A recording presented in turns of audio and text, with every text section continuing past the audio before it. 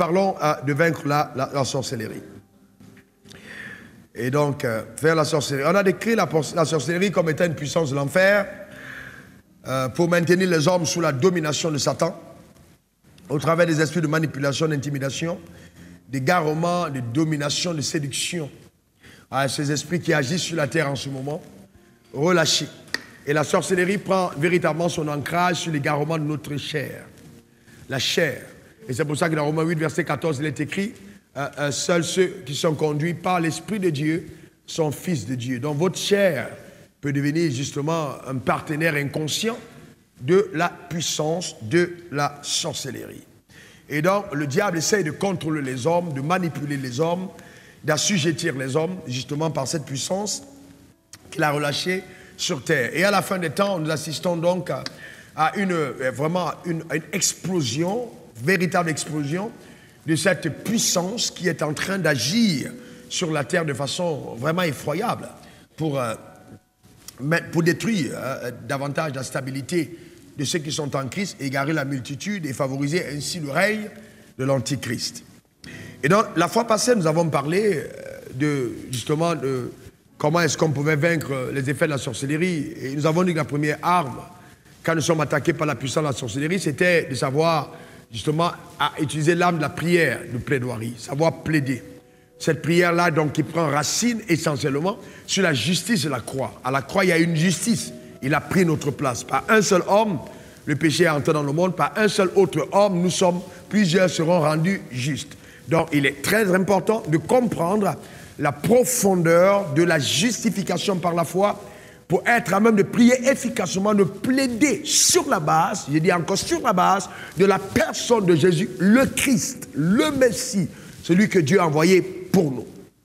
Et la deuxième arme que j'ai dit, c'est qu'en certains moments, quand vous êtes sous le fait de la sorcellerie, que votre destinée financière, vos avoirs ont été pris en captivité, vous ne pouvez plus prétendre dire que je veux m'arrêter à la prière. Non, ce type de démons-là ne sortent pas par la prière et le jeûne seulement.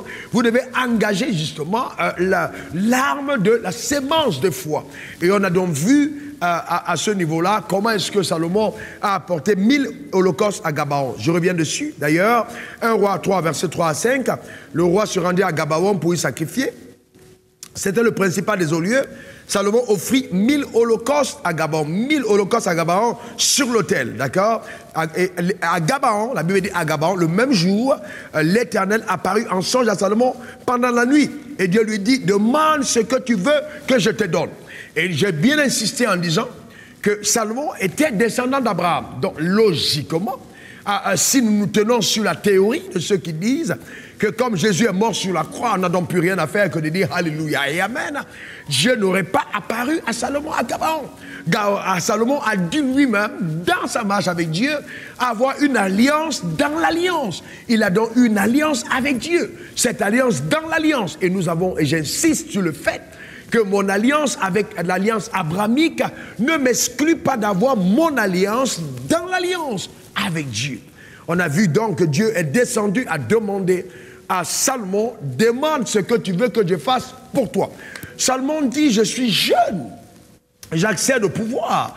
Après des luttes contre mes fils, je suis de la mère, la mère la moins honorable qu'il y ait au palais, parce que c'est à cause d'elle qu'un ami, un bras droit de mon père a été assassiné. C'est elle qui a jeté le propre sur le leadership de David et on a mis sur lui l'étiquette d'adultère. Je nais d'une femme pareille, j'ai besoin de sagesse. D'accord, donne-moi la sagesse. Comment conduire ce peuple nombreux, oh Dieu? Et Dieu lui dit, ok, ta demande est bonne. Tu n'as pas demandé pour toi la mort de tes ennemis. Tu ne demandes pas pour toi, etc. Voilà, que c'est même pas une question d'avoir une longue vie, mais tu dis la sagesse. Eh bien, je t'en donnerai. Mais ensuite, je vais te donner ce que tu n'as pas demandé. Je te donnerai de la richesse. Donc, il dit, je te donnerai la richesse. Et nous avons déjà vu ici, sur cet hôtel, que la sagesse qui n'a pas de fondement, pour fondement, la richesse n'est pas respectée. Elle n'est pas, les hommes ne la valorisent pas. On dit d'un homme qu'il est sage parce qu'on a vu les œuvres de la sagesse. La sagesse produit des œuvres véritables et visibles. La sagesse bâtit. Donc, une sagesse qui n'a rien construit n'est pas une sagesse respectée. Donc, il fallait justement que Dieu mette des fondements qui soient importants. D'accord? De richesse pour stabiliser et davantage le règne de Salomon. Et on a vu comment est-ce que Salomon a été extrêmement béni. Et Dieu a utilisé le même principe quand il a voulu racheter la terre. Vous allez voir qu'il a envoyé, Jean 3,16, Dieu a tant aimé le monde cosmos, univers agencé. Il a tant aimé le monde qu'il a donné son Fils. Alors, souvent nous pensons que Dieu a tant aimé les hommes. Non, la mort de Jésus à la croix n'était pas pour le rachat des hommes seulement. C'était pour le rachat de l'humanité. Il est mort pour le rachat de l'humanité. C'est-à-dire la mort de Jésus par son sang. Non simplement ça rachetait l'homme, mais ça rachetait la terre entière. Voyez-vous, il a aimé le monde qu'il a donné son Fils, afin que le monde lui-même sorte sous le leadership de Satan et que l'homme redevienne le maître de l'univers. On met ta main sur ta tête et dit, je suis redevenu le maître de l'univers par la rédemption de Jésus, au nom suprême de Jésus. Alléluia. Donc Dieu a utilisé le même principe dans Jean 3,16. Et donc si Dieu lui-même utilisait ce principe, qui sommes-nous donc pour ne pas justement utiliser ce principe-là? Et je vais plus loin. Et j'expliquais que, j'ai dit je vais enseigner, donc je ne vais pas courir. Quand vous avez un homme, par exemple, qui vit et qui ment, un homme qui vole, une femme qui, je ne sais pas, commet n'importe quel type de péché, un homme surtout, un mal, le mal, qu'est-ce qu'il fait? Il laisse des traces du mal qu'il fait dans sa sémence. C'est-à-dire que tout ce qu'il est stocké et enraciné dans sa sémence. C'est-à-dire à partir de sa sémence, tout ce qu'il fait est dedans. C'est-à-dire qu'il soit menteur, qu'il soit voleur, qu'il soit ci. Et demain, quand il va aller vers une femme, il va donner à la femme ce qu'il est. C'est-à-dire que même si les gens n'avaient pas vu que c'était un anarcheur, c'était un bandit, c'était un voleur, c'était un voyou, la sémence qu'il va donner aura justement l'ADN spirituel de ce qu'il est. Donc il va se reproduire selon son espèce. Il n'y a pas que simplement l'espèce physique, il y a l'espèce spirituelle. Il transmettra à son fils justement les gènes spirituels qu'il a. Je ne sais pas si vous comprenez ce que je veux dire. Donc à partir de ce moment-là, avant l'arrivée de Jésus sur la croix, la mort sur la croix, donc nous étions légitimement poursuivis par la puissance des ténèbres parce que nous portions en nous les fautes de nos pères. C'est pour ça que la Bible dit dans Lévitique 10, verset 17, l'âme de la vie, de la chair est dans son sang. Donc c'est dans son sang, on trouve l'âme d'une chair, du cas Lévitique 17, 10, l'âme d'une chair dans son sang. Donc c'est dans le sang, et au verset 11 aussi, qu'on trouve l'âme. Je ne sais pas si vous comprenez ce que je suis en train de dire. C'est juste pour qu'on arrive à la bas. Vous comprenez bien? Est-ce que tout le monde comprend? Levez la main si vous comprenez. Si vous ne comprenez pas, ceux qui sont sur Internet peuvent ne pas comprendre. Je veux que tout le monde comprenne. Mais maintenant, comment est-ce que les sorciers donc opèrent quand ils veulent, quand ils te réclament? C'est à partir de quel niveau? C'est juste pour arriver là. Vous devez comprendre ceci, comment est-ce que le monde spirituel est constitué. Le monde spirituel est un monde qui est constitué principalement de 3 dimensions. Ok, on a donc cette première dimension-là qui est appelée ici le 3e ciel. Ça c'est ok, on a ici le 2e ciel et on a ici le 1er ciel. Et c'est pour ça que Jésus a dit dans Matthieu 6, verset 9, lorsque vous priez, dit notre Père qui est aux cieux. Il n'a pas dit qu'il est au ciel. Donc ça veut dire que Dieu n'est pas ici, mais Dieu est aux cieux. On est d'accord? D'accord, notre Père qui est aux cieux. Dieu est aux cieux. Il n'est pas au ciel.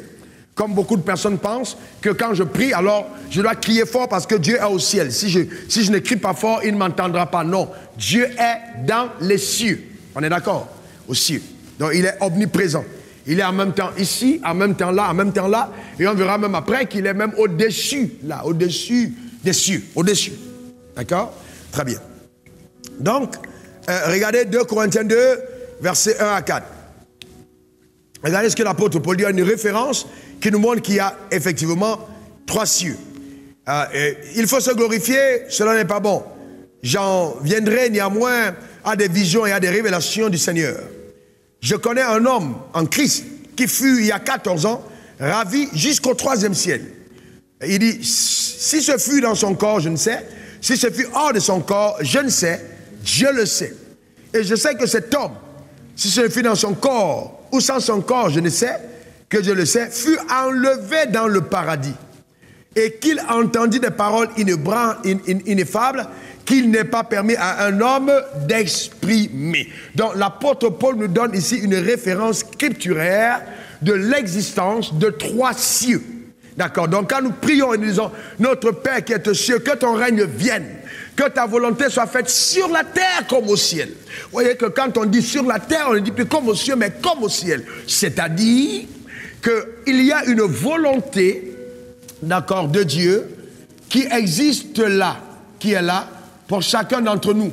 Mais elle existe au ciel, pas aux cieux.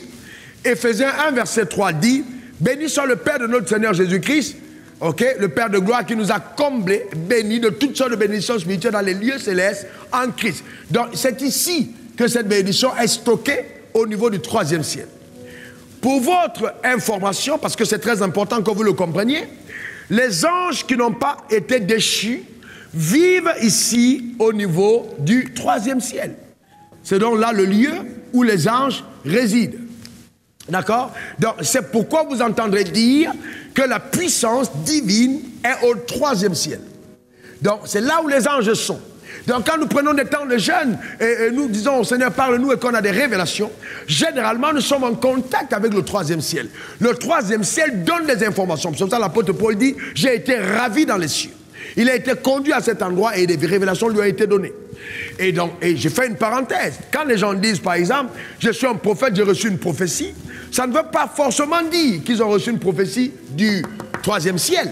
Parce qu'au 2e ciel résident justement les anges déchus qui s'appellent les démons. Donc ces démons habitent ici. D'accord. Et au 1er ciel se trouve une autre catégorie justement d'espèces qui doit régner sur terre qui est appelée homme. Voilà, donc c'est ici. Donc le 1er ciel est le siège, l'endroit où l'homme règne. L'homme règne au 1er ciel. Et le 1er ciel, c'est quoi? C'est la terre. L'homme règne sur terre. Le 1er ciel, c'est la terre. Que ta volonté soit faite sur la terre comme au ciel. Notre Père qui est aux cieux. Est-ce que tout le monde comprend ça? D'accord? Très bien. Donc ça veut dire que quand Dieu décide de relâcher sa puissance, d'accord, sur terre, ok, il le fait, il agit au travers de l'homme. Mais l'homme qui vit sur terre est en même temps un homme spirituel. C'est pour ça qu'il existe la sphère ciel sur terre, en contact avec la terre. Nous sommes d'abord un esprit ayant une âme et vivant dans un corps. Ça va pour chacun d'entre nous? Donc nous sommes à cette dimension. Mais en tant que personne résidant sur cette dimension, à cette dimension, et donc là nous avons ici l'homme qui règne au niveau du 1er ciel, ok, et donc les démons au 2e ciel, les anges au 3e ciel. Regardez bien quand Dieu a créé, parce que je veux que vous compreniez. Quand Dieu crée au commencement, vous lisez bien la Bible, vous allez vous rendre compte, la Bible dit, Dieu dit que la lumière soit le premier jour, la lumière fut. Et Dieu fit quoi après? Il vit que la lumière était bonne. Vous êtes d'accord? Maintenant regardez, après, Dieu sépara les eaux d'en haut avec les eaux en bas. Il appela l'étendue ciel, d'accord? Dieu appela l'étendue quoi? Ciel. Il appela l'étendue ciel. Ainsi lui en soit, il fut en matin, ce fut le second jour. Donc cette étendue qu'il a appelée ciel est cette étendue-ci. C'est cet endroit. Il a appelé cette étendue ciel. C'est cet endroit. Vous voyez, cette étendue, le 2e ciel, a été créé le 2e jour. D'accord? Il a appelé l'étendue ciel. Par la suite, est-ce que Dieu a vu que cela était bon? Dieu s'est tu. C'est le seul endroit où vous voyez Dieu créer et il n'a pas apprécié. Il s'est tu. Parce qu'il savait que cet endroit, dans son omniscience, allait être une base de problème pour l'homme. Il s'est tu. Il n'a rien dit. Le 3e jour, il dit c'est bon. Le 4e jour, il dit c'est bon. Le 5e jour, il dit c'est bon. Le 6e jour, il trouve enfin la solution au problème du 2e jour. Et c'est pourquoi il dit c'est très bon. Parce que cet tu, il peut maintenant avoir, d'accord, la capacité justement d'avoir une réponse au problème du 2e jour. Est-ce que ça va pour chacun d'entre nous? Amen. C'est très très important de le comprendre. D'accord? Pour chacun d'entre nous, c'est important. Très très important. Donc le 2e ciel est fait quel jour? Est fait le 2e jour. Et Dieu a dit, il n'a rien dit. Donc nous avons là le règne, là où règnent les démons. Donc quand je suis sur terre, à cet endroit-ci, en tant qu'humain, et que je suis un sorcier, le sorcier, son quartier général, ce n'est pas le village. Non, le quartier général de ton sorcier, ce n'est pas le village. Le quartier général du sorcier du village, ce n'est pas le village. Non. Ce n'est ni la lagune, non. Ce n'est ni la forêt, non. La forêt, ce sont des pistes de décollage ou des pistes d'atterrissage. Mais l'endroit où il y a le quartier général, c'est le deuxième ciel. Tous vont monter au deuxième ciel. C'est au deuxième ciel qu'ils tirent la légitimité de leur action. Ils agissent à partir du deuxième ciel. Donc la puissance démoniaque, la puissance satanique, la puissance de la sorcellerie agit à partir du deuxième ciel. Est-ce que tout le monde comprend ça? Donc maintenant, suivez-moi bien. Regardez. Alors, quand vous êtes ici, suivez-moi bien, la puissance du premier ciel est inférieure à la puissance du deuxième ciel. La puissance du deuxième ciel est inférieure à la puissance du troisième ciel. Plus vous montez, plus vous êtes puissant. C'est pourquoi l'homme qui est ici, qui veut être puissant, doit forcément avoir une alliance, soit avec le deuxième, soit avec le troisième. Et donc tous les hommes que vous voyez, qui veulent gagner de l'argent, qui veulent faire la politique, on leur demande des sacrifices. On a demandé 1000 holocaustes à Salomon, on peut demander aussi 1000 bœufs à quelqu'un d'autre. Tout ça, c'est le monde spirituel. Pourquoi? Parce qu'il doit monter en puissance pour prendre la puissance au niveau du deuxième ciel. Et ils savent, quand tu vas chez le marabout, tu dis, ok, je veux que tu me fasses quelque chose pour moi. Le marabout dit quoi? Il dit, donne-moi quelque chose. Il dit, jette quelque chose par terre. Il te dit, apporte quel sacrifice. Pourquoi? Parce que ce sont les mêmes lois qui opèrent ici et qui opèrent là-bas. Sauf que, entre ces deux mondes, il y a ce que j'appelle la ligne parallèle. Donc ici, celui qui est ici était diplômé des autres études de l'université supérieure de la divinité. Là. Mais quand il est parti, il a contrefait les lois qu'il a apprises et il les met en application dans son quartier général. Il prend les mêmes lois, ce sont les lois de Dieu qu'il met en application à partir de son royaume. Mais il les met pour le mal, alors que Dieu l'utilise pour le bien. Voilà la différence. Le drame, c'est qu'on va à l'église et on dit, je suis spirituel. La spiritualité ne veut pas dire être né de nouveau. Être né de nouveau ne veut pas dire que tu es spirituel. Tu peux être né de nouveau religieux. Donc là, tu ne comprends pas le fonctionnement du monde spirituel. Tu ne connais pas l'existence. À quoi servent les choses? Tu ne peux pas. Tu seras dépassé, frère. Tu seras dépassé. L'ignorance n'est pas bien. Est-ce que ça va? Et donc, voyez-vous, à partir de là, oh, je suis un homme d'affaires, oh, mes affaires sont bloquées, oh, je ne comprends pas. Mais c'est bloqué où? Quand il dit, apportez dans la maison les dîmes et les offrandes, mettez-moi ici à l'épreuve, vous verrez si je n'ouvrirai pas pour vous les écluses des... Il n'a pas dit du ciel. Pourquoi? Parce que Dieu peut ouvrir ici, et Satan bloque là. Donc il faut ouvrir les deux écluses. Ça doit traverser le deuxième ciel et descendre jusque dans ta vie. J'ouvrirai pour vous les écluses des cieux. Donc là, ça doit passer par là. Et quand ça passe par là, si donc tu n'as pas mis en application les lois de Dieu, à partir de ce moment, le diable peut légitimement dire, cette promesse n'arrivera jamais. Et ton mari reste bloqué ici, ton mariage est calé là. Alors que tu attends, mais il bloque ce qui est à toi, ta promotion, il bloque tout de percer à partir du deuxième ciel, parce que tout ce qui quitte là-bas doit passer par ici. Et il peut contester en disant non, lui là ne mérite pas ça. Est-ce que tout le monde comprend? Quand on parle de légitimité, tout le monde comprend? C'est très important de le comprendre. Donc c'est pas seulement feu, non. Il faut comprendre comment ça marche. Il faut comprendre comment ça marche. C'est très important. Alors vous voyez quelqu'un qui jeûne, roba, rebo, sambrende, krebo, rababo, basukitibri. Dieu parle-moi. Si tu ne connais pas la Bible, la première personne qui te rend visite, c'est le diable. Parce qu'il va venir te donner un message. Qui peut même être un message vrai, mais un message dangereux. Écoutez-moi attentivement, frère. Si par exemple le révérend Franco, qui est un homme de Dieu, un homme spirituel, ou révérend Hervé, ou Pasteur Assoir, ou n'importe qui, Blessing, ou n'importe qui d'entre vous, parce qu'on n'a pas besoin d'être révérend pour être spirituel. Alors, reçoit un message et Dieu lui dit, oui, voilà, il faut que, par exemple, le Premier ministre va mourir, ou alors, telle chose va arriver au pays. Alors, la sagesse, le message que tu reçois peut avoir deux axes. Ça peut venir soit d'ici, soit de là. Quand tu vas voir le marabout peut, ici, là, on a la capacité de voir ce qui est à venir. Donc on regarde d'en haut, donc on peut voir les jours à venir. Satan peut voir ton étoile, et Satan peut combattre ton étoile à partir du deuxième ciel. Donc la capacité de voir le futur n'est pas réservée aux pasteurs, n'est pas réservée aux prophètes, n'est pas réservée aux anges. Même le diable peut te dire le futur. C'est pourquoi les devins peuvent te dire. Quand tu vas voir un féticheur, il te dit. Souvent il te dit jusqu'à la couleur de ton slip. C'est pas parce qu'il t'a dit la couleur de ton slip qu'il est de Dieu. Les esprits voient tout.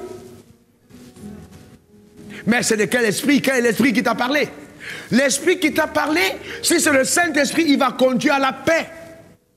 Pas à la peur, non, à la paix, pas à la peur. Et il y a des informations, si c'est réservé au chef d'État, ça ne doit pas être sur la rue.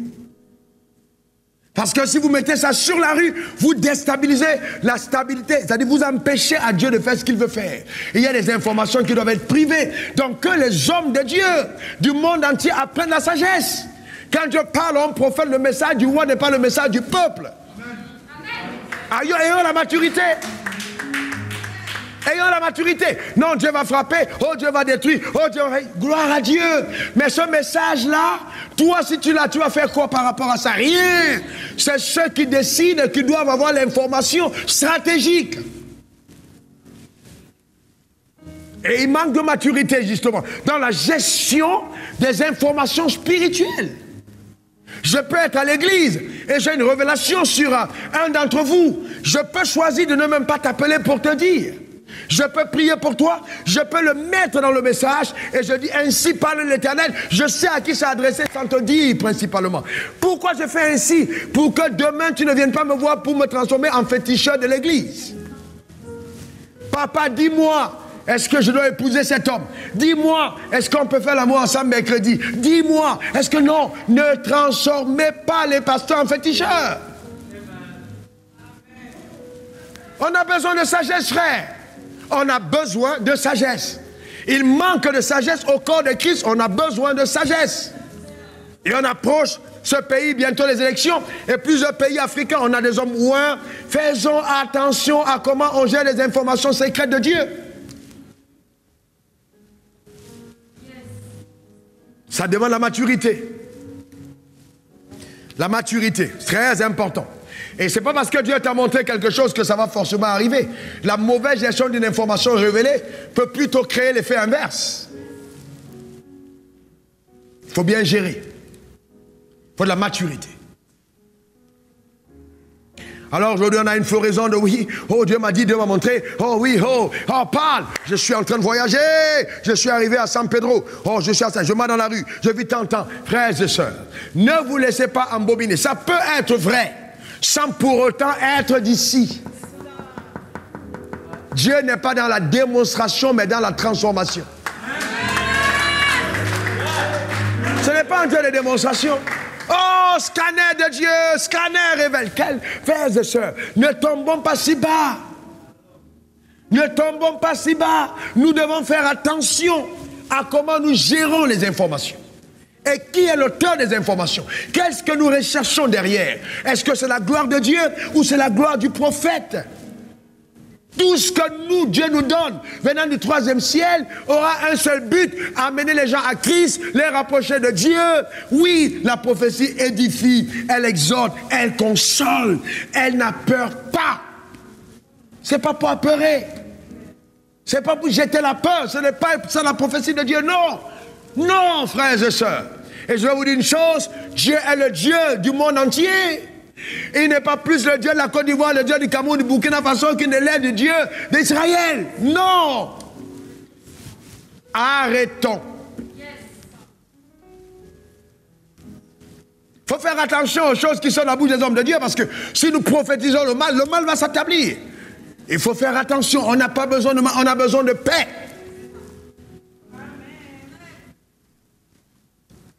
Donc, nous gérons des informations secrètes, frères et sœurs. Vous m'entendez dire je suis un prophète. Je me trompe rarement. Je dis bien rarement en ce qui concerne la précision du discernement. Je dis bien rarement. Et il y a tellement d'informations que j'ai que même ma propre femme qui dort sur le lit ne l'a pas. Vous devez apprendre à gérer. Une mauvaise gestion d'une révélation peut amener à la destruction. Il y a donc la formation.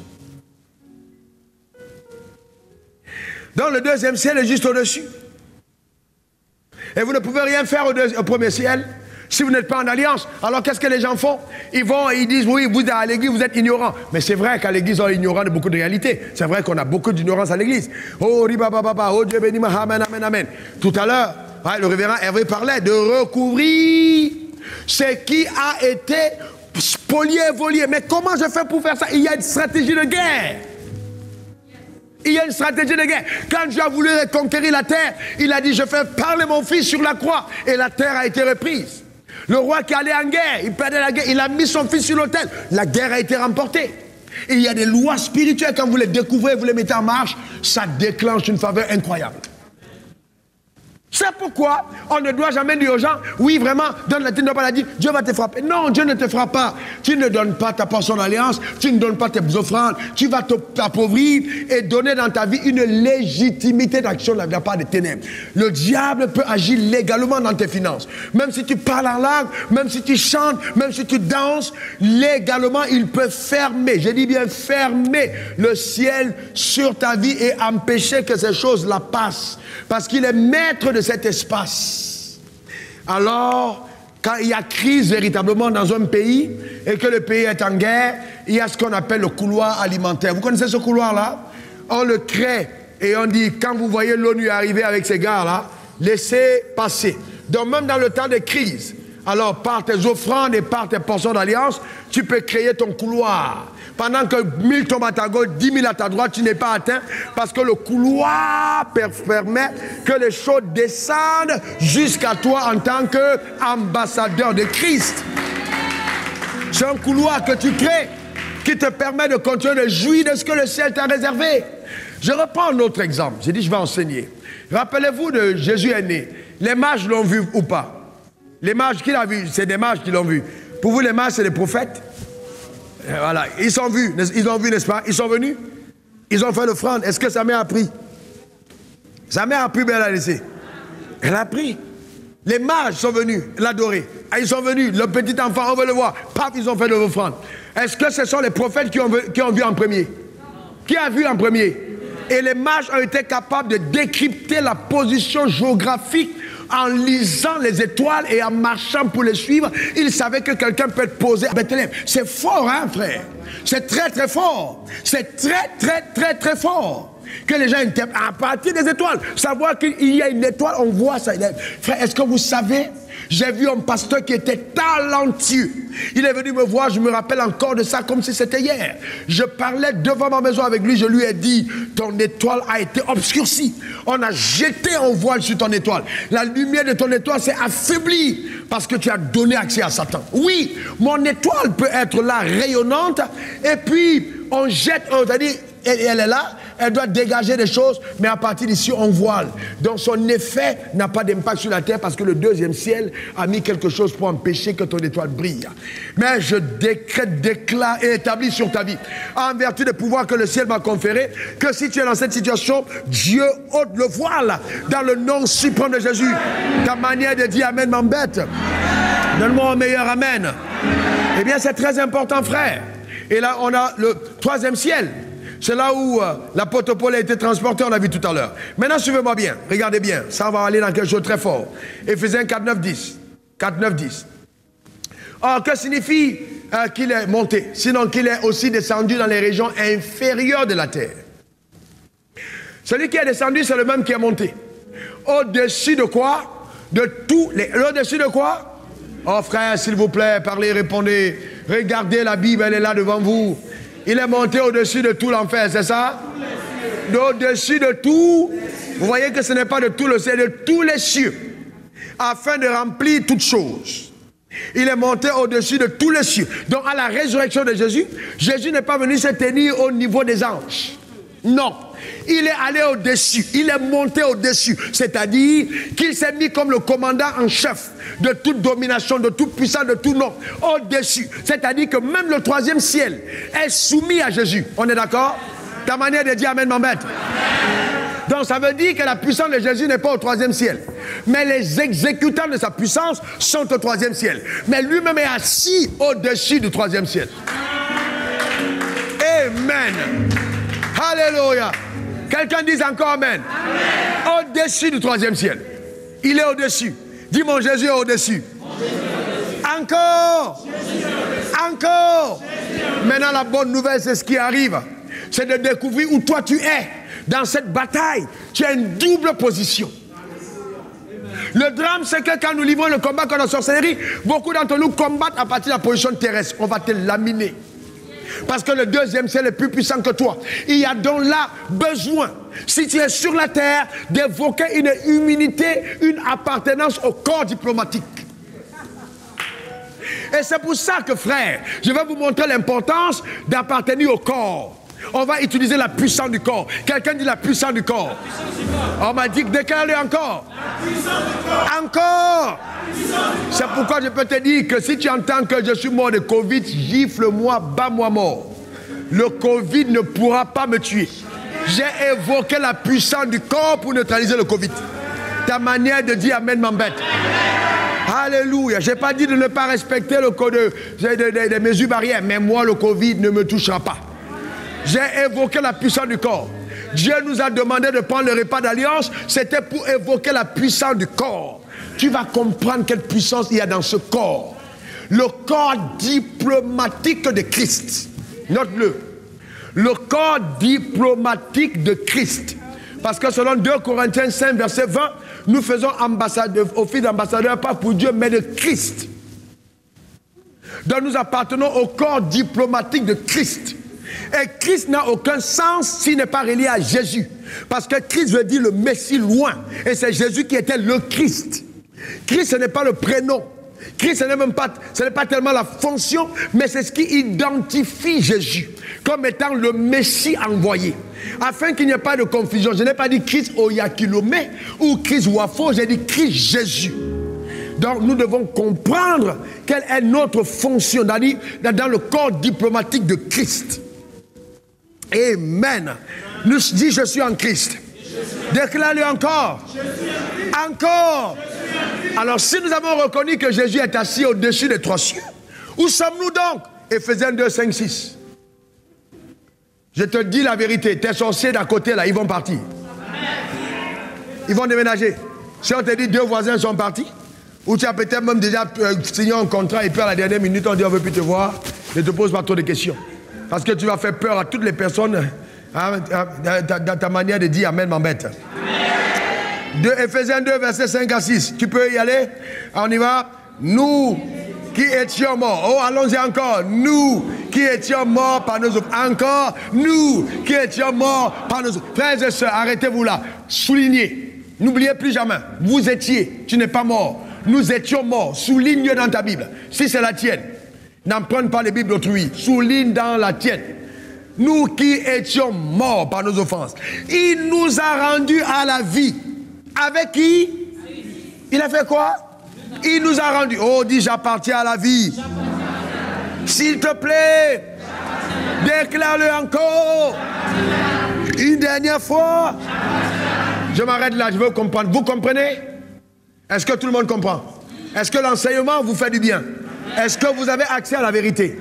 Non, je ne veux pas être spectateur. Je peux m'arrêter et prendre des questions si vous ne comprenez pas. Vous comprenez bien? Très bien. Écoutez-moi bien. Regardez, on continue. C'est par sa grâce que vous êtes sauvés. Il nous a ressuscités ensemble et nous a fait asseoir ensemble dans les lieux célestes en Jésus-Christ. N'est-ce pas? Il nous a fait asseoir où? Ensemble où? Dans les lieux célestes en? Alors je te pose une question. Tu es où ici dans les 3 niveaux? Tu es où? Tu es où? Au-dessus du 3e ciel. Ça veut dire, écoute-moi bien, ça veut dire qu'aujourd'hui, quand tu parles, la puissance du 3e, la puissance du 2e et la puissance du 3e, en fonction de ta position, ont obligation de se soumettre à toi.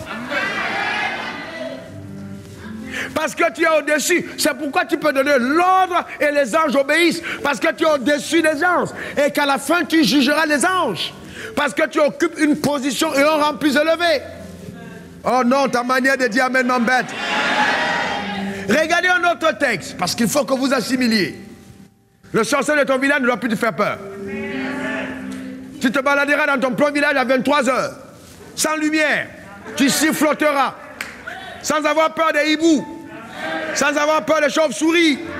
Parce que toi, tu es au-dessus. Les hiboux et les chauves-souris reconnaissent en toi une dignité, une autorité élevée. Ta manière de dire Amen m'embête. Alléluia. Vous savez que je peux avoir peur d'un collaborateur déloyal. J'ai dit, je me méfierais plus d'un collaborateur déloyal que Satan en face. Parce que tu ne peux pas dire au collaborateur au nom de Jésus. Et puis non. Mais Satan, tu dis au nom de Jésus, il va. Démon. Mais collaborateur, tu ne peux pas. Au nom de Jésus, ça ne marche pas. Donc, regardez, Hébreux 1, verset 1 à 6.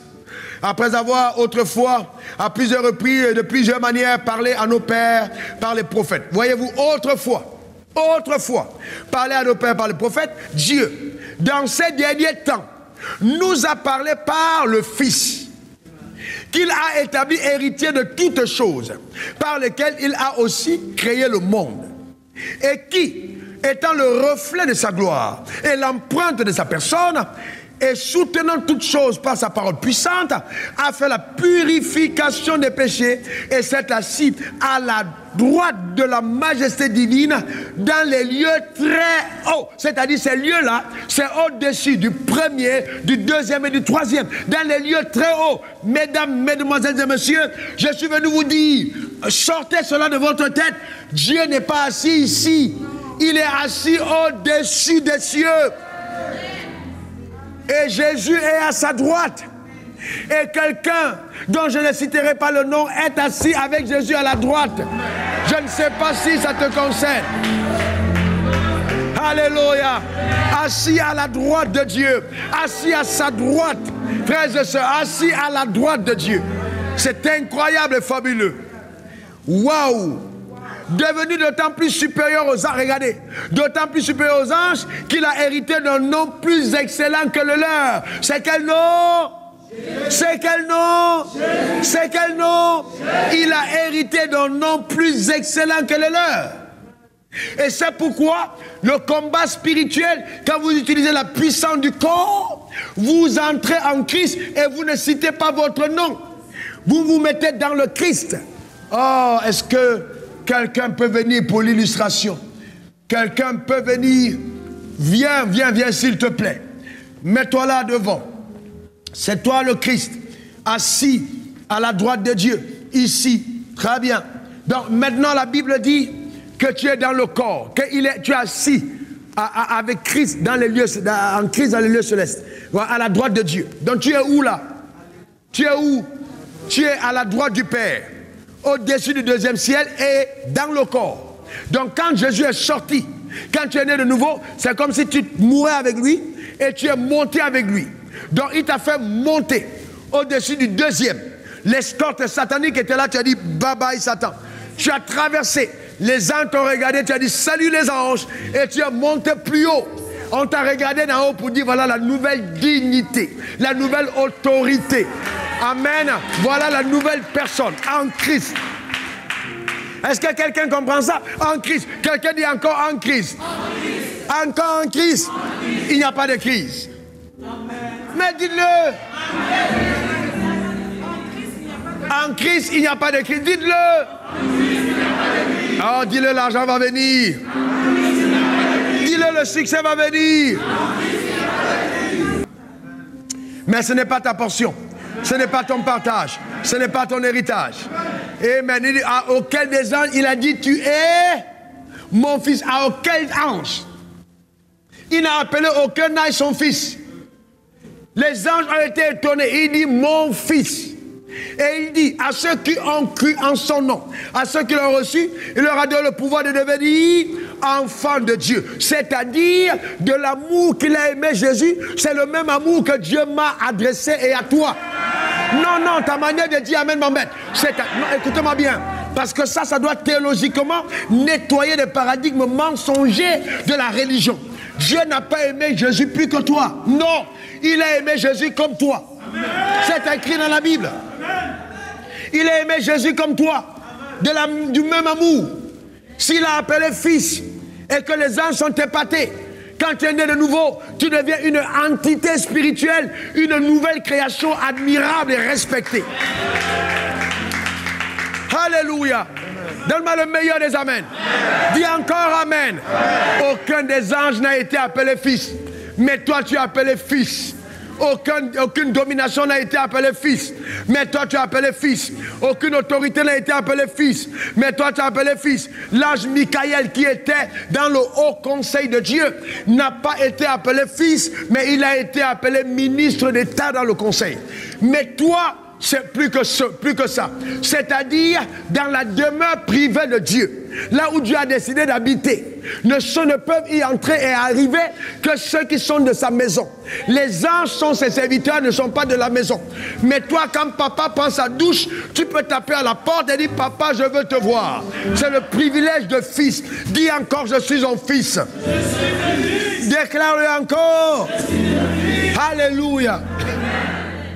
Donc il y a un accès à lui, de par la filiation, il y a un héritage, il y a une puissance que te confère le corps. Quelqu'un dise corps. Quelqu'un dise encore corps. S'il te plaît une troisième fois, corps. Alléluia. Gloire à Dieu. Et regardez le verset 6. Et lorsqu'il introduit de nouveau dans le monde le premier-né, il dit que tous les anges de Dieu l'adorent. Hey! Amen. Tous les anges de Dieu l'adorent. Rappelez-vous la symphonie musicale céleste. Quand Jésus est né, les appels à coups d'en haut.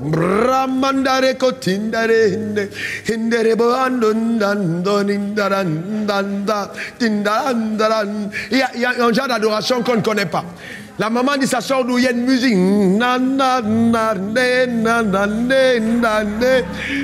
Les gens sont en train d'adorer. Amen. Pour célébrer la venue du Messie. Gloire à Dieu. Amen. Quelqu'un dit amen. Amen. Alors allons-y plus loin. Dieu t'a aimé du même amour. Non, ta manière de dire amen m'embête. Dieu t'a aimé du même amour. Ça veut dire que si les anges ont chanté des mélodies à la naissance de Christ, le jour de ta nouvelle naissance, il y a une symphonie musicale céleste. La Bible dit qu'il n'y a plus de joie dans le ciel pour une seule âme qui se répand. Et cette joie-là, il y a une mélodie d'en haut.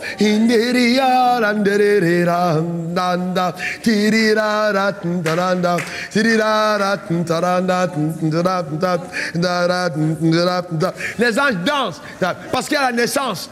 Dieu est content, il a engendré. Amen. Et donc vous allez me dire non, Dieu a engendré et donc le bébé croyant, et attention, les sorciers vont le manger. Le bébé de Dieu. Hey, il ne l'a pas laissé ici, il l'a amené là-haut. Est-ce que quelqu'un comprend de quoi je parle?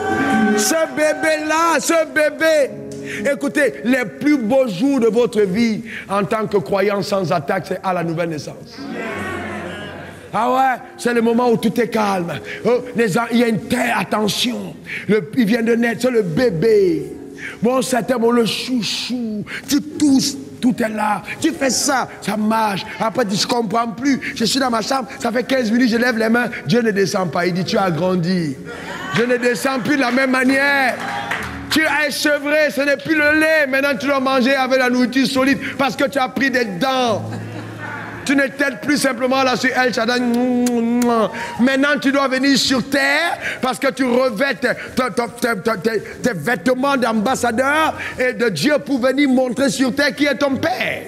Mais Dieu ne veut pas que tu vives là seulement, mais que tu sois en parfaite communion entre l'autre côté et là. C'est très important. Est-ce que quelqu'un comprend ça? Eh bien, vous comprenez bien? Vous comprenez très bien? Je vais encore expliquer. Quand l'apôtre Paul écrit à l'église d'Éphèse, il dit au verset Éphésiens 1:16, il essaie de rendre grâce à Dieu, faisant mention de leur nom dans la prière, que Dieu leur accorde l'esprit de sagesse et de révélation dans sa connaissance, illumine les yeux de leur cœur, afin qu'ils sachent que l'espérance attache et leur rappelle, et qu'envers eux qui croient l'infinie grandeur de sa puissance. Regardez au verset, ok, voilà, envers eux l'infinie grandeur de sa puissance, se manifestant avec efficacité par la vertu de sa force. Regardez bien, regardez au verset qui suit. Il a déployé en qui? En Christ. En le ressuscitant des morts, en le faisant asseoir à sa droite dans les lieux célestes. Continuez. Il dit, au-dessus de toute domination, de toute autorité, de toute puissance, de toute dignité, de tout nom qui puisse se nommer. Il dit, quand il a déployé, il a mis au-dessus. Non seulement dans le siècle présent, mais encore dans le siècle à venir. C'est-à-dire, tout ce que l'enfer pourra faire envoyer comme démon, il dit, on l'a mis au-dessus. Continuons.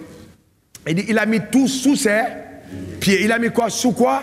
Ses pieds. Il a donné pour chef suprême à l'église. Maintenant, qu'est-ce que c'est l'église? L'église, c'est le corps de Christ. Dis encore corps de Christ. Encore corps de Christ. Une dernière fois corps de Christ. Donc quand on dit que tu es l'église, tu es le corps. Maintenant dans le corps, voilà le corps, ok? Si donc le corps est là et qu'il a mis tout sous ses pieds, où est la position de Satan? Satan est ici, il est où? En bas. Mets dans les pieds, ok. Satan est en bas. Remettez encore là. Très bien. Donc où est Satan? Où? Il est sous les pieds. Où est le corps de Christ? Christ est où? Il est quoi? Il est au-dessus. Jésus est sur Satan. Maintenant, Dieu sait que ce n'est pas la peine de te laisser livrer ce combat tout seul. Alors, il te prend. Quand tu nais de nouveau, il te met dans le corps. Donc, il n'a pas dit, il te met dans le corps. Donc, chaque fois que Jésus se déplace, vas-y, c'est le corps qui se déplace. Donc, quelle que soit la place que tu as dans le corps, ta position est déjà au-dessus des puissances sataniques. Parce que c'est le corps. C'est pourquoi vous devez savoir invoquer la puissance du corps. Ce n'est pas toi. C'est pour ça qu'il ne faut jamais aller dans le combat spirituel en ton nom. Tu peux être facilement à toucher, mais il faut toujours être conscient de ta position en Christ. Dans le corps. Dans le corps. Et c'est là le plus haut niveau de combat spirituel. Il s'opère par la foi. Éphésiens 6, verset 16. Et en tout temps le bouclier de la foi, par lequel vous pourrez éteindre tous les traits enflammés du malin. Si tu atteins cette dimension, tu n'es plus, je te garantis, vulnérable. C'est terminé. Je n'ai pas dit de citer le verset, d'en avoir la révélation. Je suis dans le corps. Quelqu'un dit je suis du corps. Je suis du corps. Encore. Je suis du corps. Une dernière fois. Je suis du corps. C'est une révélation que beaucoup de personnes n'aimeraient pas que tu saches. Parce que ça va te libérer de la dépendance au prophéton. Qu'est-ce que je veux dire? La prophéton, c'est celui qui utilise les dons prophétiques pour profiter de ça. Donc alors, c'est un nouveau mot. C'est pas dans le dictionnaire. Alors je veux dire quoi? Quand tu es là, ici, d'accord, dans cette position-là, qu'est-ce qui se passe? Que tu sois évangéliste, que tu sois au pied, que tu sois un pasteur avec la sagesse, que tu sois un homme d'affaires au niveau des mains, que tu sois n'importe où est ta position par rapport au diable? Ta position est où? Ta position est où? Quand Dieu regarde l'église, il ne voit jamais des personnes isolées. Il voit une grosse entité, un gros corps qui se balade, dans lequel se trouve chacun à son poste et à sa place. Donc quand on n'a pas compris ça, oh nous sommes les meilleurs, oh toi viens ici, viens chez nous, non. Quand vous avez eu la conscience du corps, vous avez la meilleure des révélations possibles. Nous appartenons à un corps. Que quelqu'un soit athée, que quelqu'un soit méthodiste, aussi longtemps qu'il est né de nouveau, qu'il soit même catholique, nous sommes du corps. C'est le corps de Christ. Mais on peut être évangélique et ne pas être du corps. Parce que ce qui te donne accès au corps, ce n'est pas l'appartenance à une église, mais la nouvelle naissance. Il y a beaucoup de chrétiens qui sont au premier ciel uniquement. Et très peu qui ont une double nationalité. Terrestre et céleste. Quelqu'un dit j'ai une double nationalité. Déclare-le encore. Une dernière fois. Eh bien oui, tu as une citoyenneté céleste. Nous sommes citoyens de la patrie céleste. Nous habitons les cieux, là-haut, avec Christ. Donc quand les problèmes surviennent sur terre, nous ne paniquons pas comme des terriens. Nous ne sommes pas des terriens. Nous sommes ambassadeurs du divin. Nous sommes des dieux.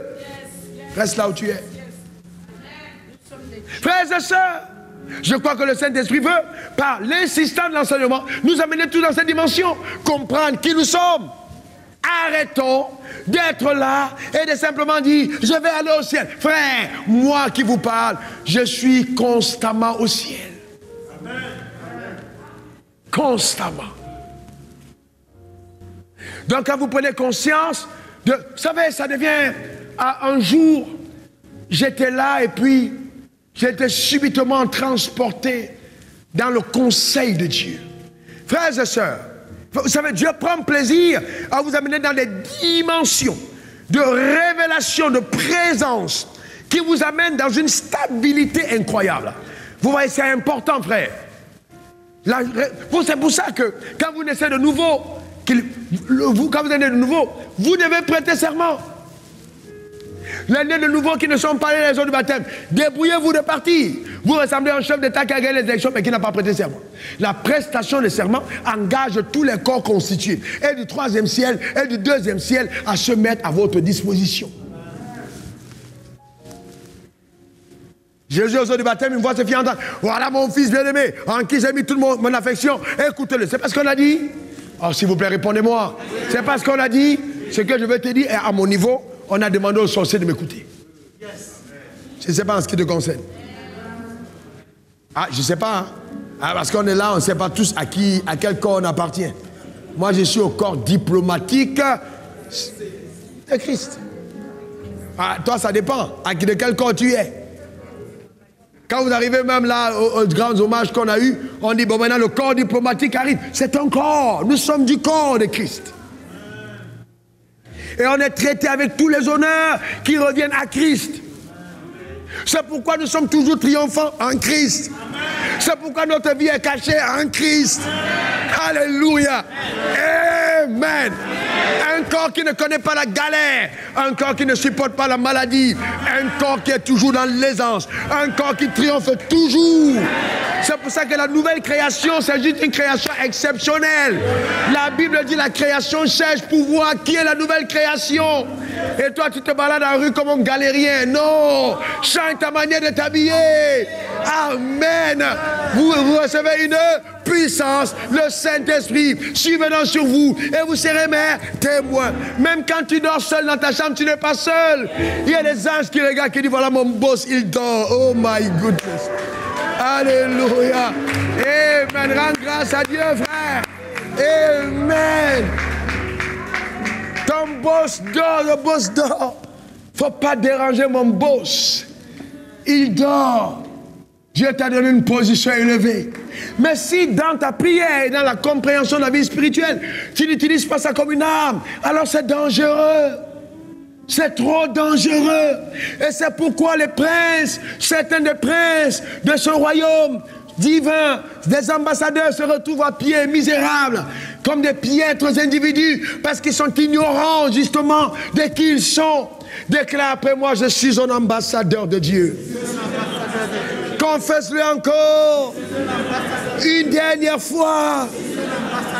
Déclare après moi la puissance des ténèbres, la puissance de la sorcellerie, la puissance de la magie ne pourra rien contre ma vie. Je suis un ambassadeur de Dieu. Alléluia. Quand les gens vous regarderont spirituellement, ils seront étonnés. Le chef de mon village, celui qui était chef quand mon père est mort, il a demandé, quand on est allé lui rapporter que j'ai bravé et mes frères avec, de faire les rituels qu'ils ont imposés. Il demande, mais quand il a il dit, vous êtes sûr, c'est vraiment le fils de Wafo? On dit, c'est lui. Parce que quand ils ont secoué, ils ont dit, ce gars-là est dans notre règne. Il n'appartient pas au simple Bamileke. Il est dissimulé dans un corps bamileke pour des raisons diplomatiques. Sinon, en temps normal, c'est un citoyen de la patrie céleste. Donne-moi le meilleur des amens. Dis encore amen. Et donc, l'audace de tes déclarations, révérend Franck, déclaration, révérend Blessing, déclaration, mon frère, ma soeur, engage le corps. Engage le corps, engage le ciel. C'est pour ça que tu peux engager le ciel. Parce que toi, tu fais partie de ceux qui peuvent engager le ciel. Alléluia. Amen. C'est ta position.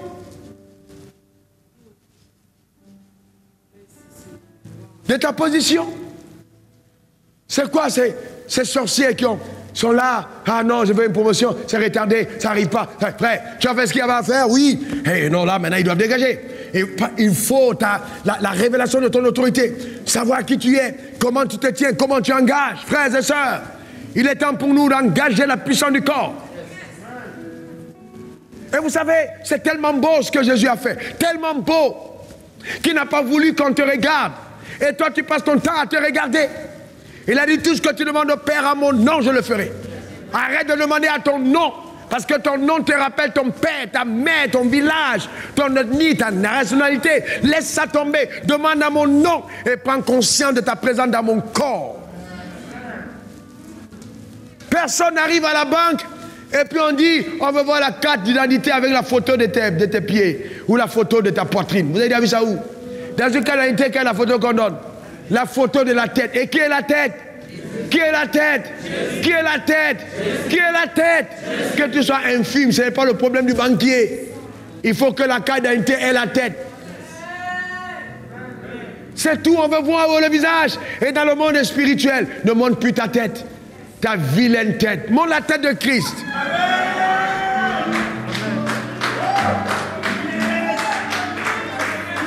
Oh non, moi, je suis le Dieu de Wafo, le Dieu de... L'Ancien Testament et le Nouveau Testament, c'est deux réalités différentes. Ouais, tu peux invoquer mon Dieu et puis si quelque chose se passe, mais attention, tu fais mieux, il faut faire mieux. Il faut faire mieux. On n'est jamais exaucé au nom d'un pasteur. Fais mieux que ça. Appelle la tête du corps. Appelle la tête du corps. Je viens ici au nom de Jésus. Procuration légale. Illimitée. Procuration illimitée. Dans l'espace et dans le temps. Quel que soit le lieu. C'est une procuration planétaire. Elle va agir même au niveau du deuxième ciel. Tu te présentes au nom de Jésus. C'est tout.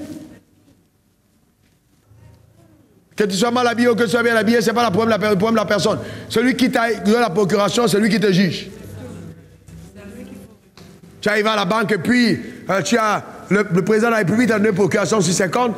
Et puis tu arrives, le banquier il commence à dire non, monsieur, vous êtes qui? Tu dis, hé, regarde qui m'a donné la procuration. Normalement, si ce banquier est un vrai banquier, il te donne le même respect qu'au président. Ah, c'est le président.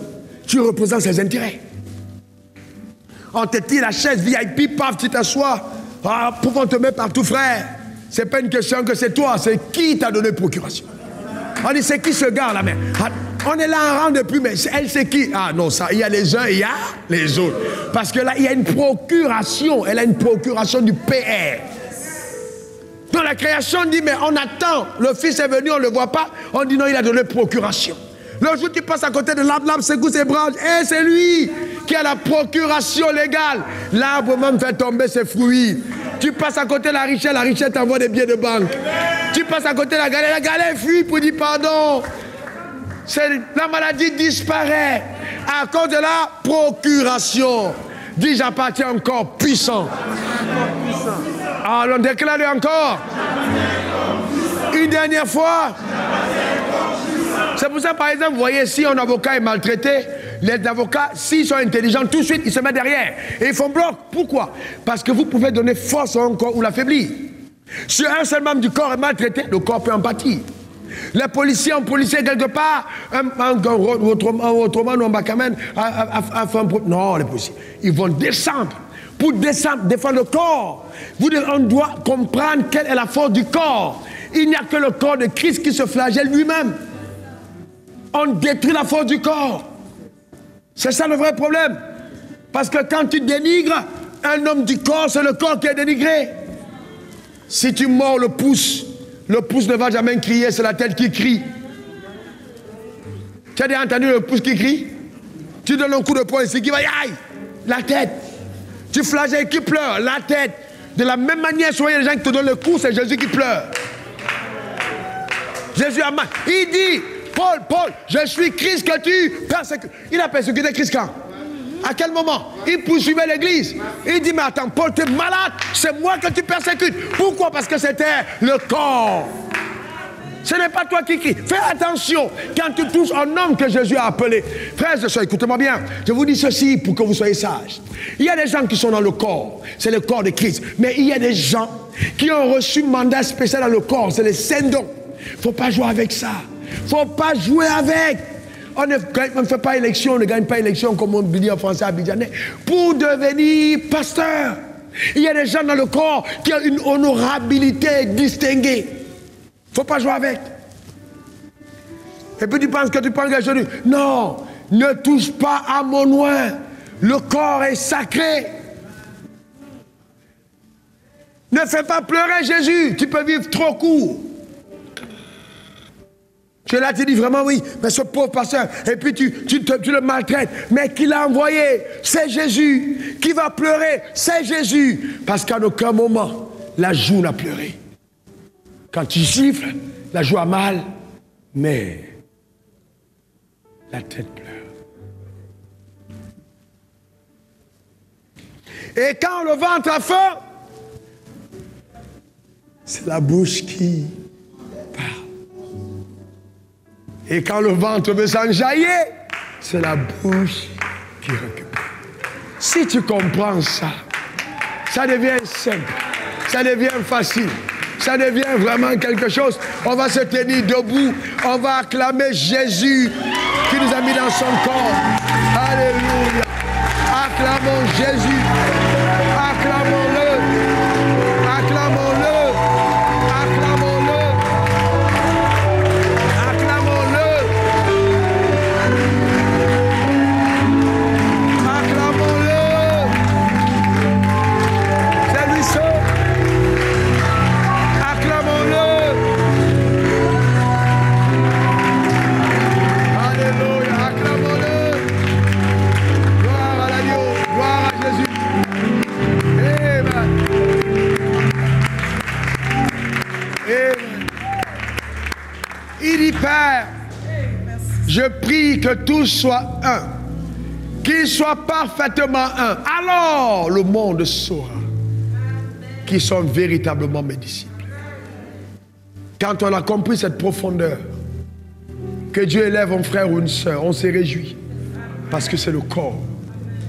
Le drame de notre génération dans le monde francophone, en Côte d'Ivoire, encore plus, c'est une rivalité stérile.